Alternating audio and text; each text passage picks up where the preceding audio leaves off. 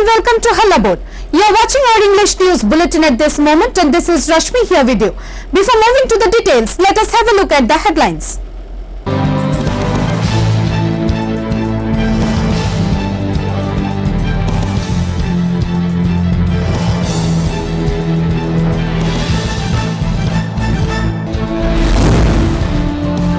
The centre should give independent review of Chinese intrusion, said Congress leader Rahul Gandhi over a tweet on Saturday.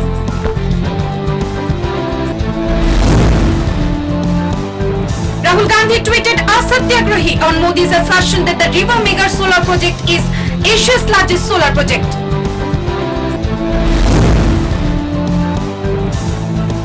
Apex Court ordered political parties to publish criminal history of Lok Sabha and Assembly elections.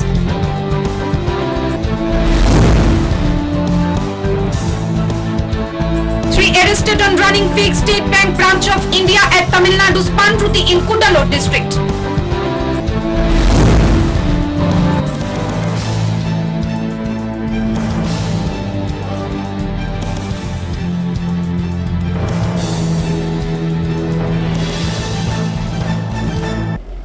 Now the news in details. Prime Minister Narendra Modi continues to lie and deceive about China. Rahul Gandhi once again took a swipe on the Modi-led central government, saying the government of India is bound to ensure that no Indian territory has been taken by the Chinese aggressors. Congress leader Rahul Gandhi took a jibe on the centre ever since the violent face-off between India and Chinese troops at Galwan Valley in the eastern Ladakh on 15th of June claimed the lives of 20 Indian soldiers. He said the government should listen to the defence veterans and allow an independent fact-finding mission to identify incursion, intrusion and encroachment by China. He also asked the government to inform the country of the steps taken to ensure no more Indian territory is taken by China. With a tweet, he also tagged a news report by news website The Wire headlined as "India-China Standoff, 144 Armed Forces Veterans Appeal for Accountability Reforms." Questioning the government on whether there have been Chinese incursions, he attacked Prime Minister Modi and accused him of surrendering Indian land.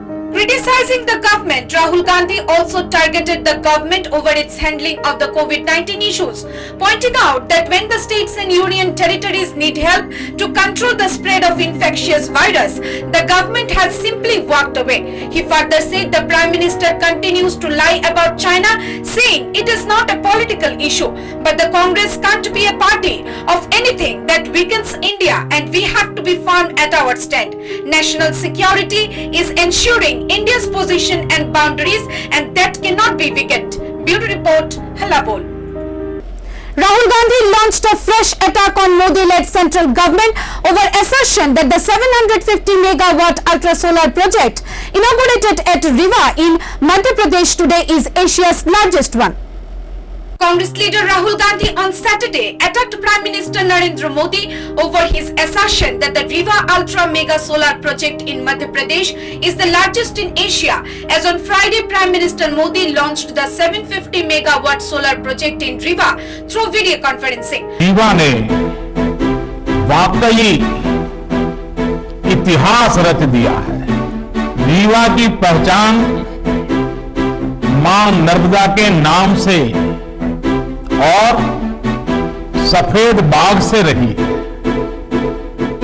अब इसमें Asia के सबसे बड़े solar power project का नाम भी जुड़ गया। इसका आसमान से लिया गया वीडियो जब हम देखते हैं तो लगता है कि खेतों में हजारों सोलर पैनल जैसे फसल बनके लहलहा रही है, या ऐसा भी लगता है कि किसी गहरे समुद्र के ऊपर से गुजर रहे हैं जिसका पानी बहुत नीला है। Over a tweet, Rahul Gandhi wrote "Asatyagrahi," tagging a tweet by Prime Minister's office which quoted Modi as saying the river has been identified with Narmada and white tigers, but now the name of Asia's largest solar power project has also been added to it.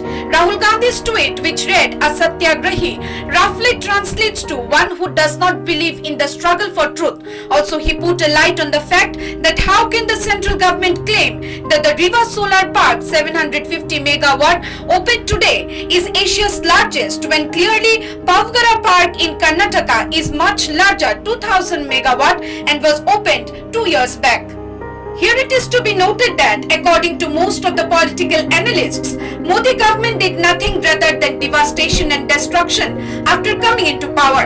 After issues of demonetization, implementation of GST, privatization of major sectors and many more, the BJP government under Modi has continuously fooled the people and boasted about works that have been done consuming prolonged period. The BJP government has always kept itself busy in show-off rather than doing anything for the benefits of the common masses. Bureau Report, Hallapur. The Supreme Court surprised the people with its order for the political parties to publish criminal history of Lok Sabha Assembly. Apex Court further added explanation should be given why candidates were chosen. The Supreme Court ordered political parties to publish the entire criminal history of their candidates for Assembly and Lok Sabha elections along with the reasons that goaded them to feel suspected criminals over decent people. Also, the information should be published in a local as well as national newspapers as well as the party's social media handles. It should mandatorily be published either within 48 hours of the selection of candidates or less than 2 weeks before the first date for filling of nominations, whichever is earlier. A bench led by Justices Rohinton F. Nariman in the judgment ordered political parties to submit compliance reports with the Election Commission of India within 72 hours or risk contempt of court action. Also, the judgment is applicable to parties both at central and state levels. The published information on the criminal antecedents of a candidate should be detailed and include the nature of offences, charges framed, the court concerned, case number, etc. Bureau Report, Hallapur. 3 arrested for running duplicate SBI bank branch. Incident at Panruti area of Tamil Nadu. Tamil Nadu police have arrested 3 persons for running a duplicate State Bank of India SBI branch in Panruti in Kudalur district. According to the police, Kamal Babu, 19 years old, the son of a former SBI employee, had brought computers, lockers, challans and forged documents among other items to set up the branch through his contacts. A website was even created in the name of Panruti Bazar branch. Babu along with A. Kumar, 42 years old, and Manikam, 52 years old, had opened the branch in April amid the lockdown with an assumption that they would not be caught. However, the branch came under the radar when an SBI customer inquired about the newly opened branch in North Bazar with the manager of an existing branch in the town. After one of the customers showed the receipt he had acquired from the duplicate branch, the manager and other officials visited the fake branch and were shocked to find the setup similar to that of an original bank branch with all the necessary items. They immediately lodged a complaint with the Panruti police station, following which the trio were arrested under sections 473, 469, 484, 109 of the Indian Penal Code. Bureau Report, Hallapur. Problem with our junior partner is minor, said BJP National General Secretary Ram Madhav after he had a meeting with its political ally IPFT on Saturday before leaving Tripura. BJP National Secretary Ram Madhav today conferred the BJP Central Leadership seal of approval on CM Biplab Kumar Dev's working style and priorities in running the state.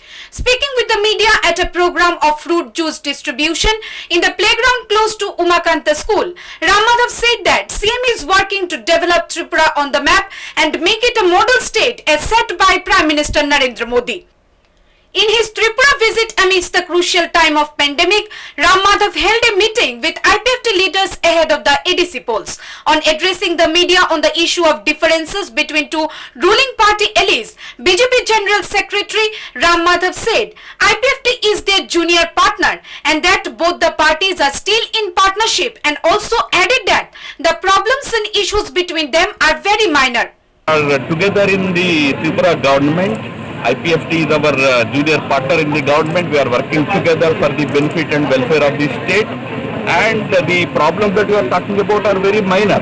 Right. They are not serious at all, and we met with the IPFT leadership and we discussed, and we also suggested to them that Ram Madhav also made it clear that before the ADC election, BJP will decide about the demands of IPFT and also said that nothing has yet been decided. We all have to work together as far as the issues concerning ADC are concerned. When we come closer to the election, Honorable Chief Minister and the state BJP team will take a final decision about what kind of arrangements have to be made with the partners. Recently, IPFT held a massive strike in Khumlung after police arrested IPFT leader Pradeep Debbarma and IPFT MLA Bishwaketu Debbarma took a jibe on the LE BJP party, saying it only gives false promises.